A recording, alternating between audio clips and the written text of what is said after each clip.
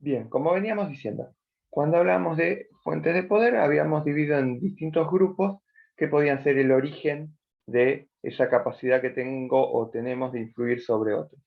Vamos a empezar por autoridad, como un primer subgrupo, como un primer grupo sobre el cual puedo originar poder. ¿De dónde viene la autoridad? Hay distintos tipos de autoridades, por eso agrupamos varias fuentes de poder ahí. Yo puedo tener una autoridad tradicional, una autoridad carismática o una autoridad legal. ¿De dónde viene la autoridad legal? Empecemos por ahí. Bueno, es la típica autoridad establecida por alguna norma, por ejemplo, por un lugar jerárquico que ocupo en una organización.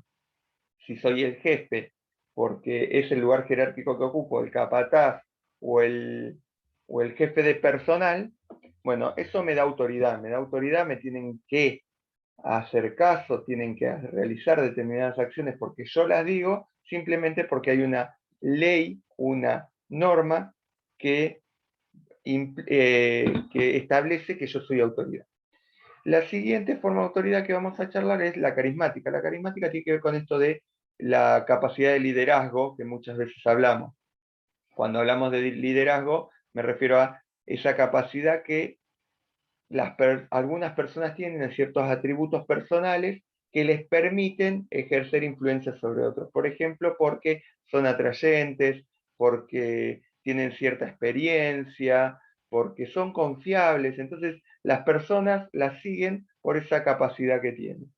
Y la tradicional es simplemente una autoridad que se hereda o que normalmente se sigue porque siempre se siguió. Por ejemplo, podríamos decir en una pyme, una persona que le deja la pyme a su hijo, tradicionalmente era el dueño y era el que dirigía la pyme, es muy probable que si se la deja en herencia al hijo y se va, que pueda llegar a volver en algún momento y que dé ciertas indicaciones y que los que trabajan dentro de la pyme le den espacio, la escuchen, más allá de que sean orientaciones que no daría el hijo, y que no daría el dueño actual. Pero como tradicionalmente él era el fundador, era quien seguían, le siguen haciendo caso. Bueno, ese es un tipo de autoridad tradicional.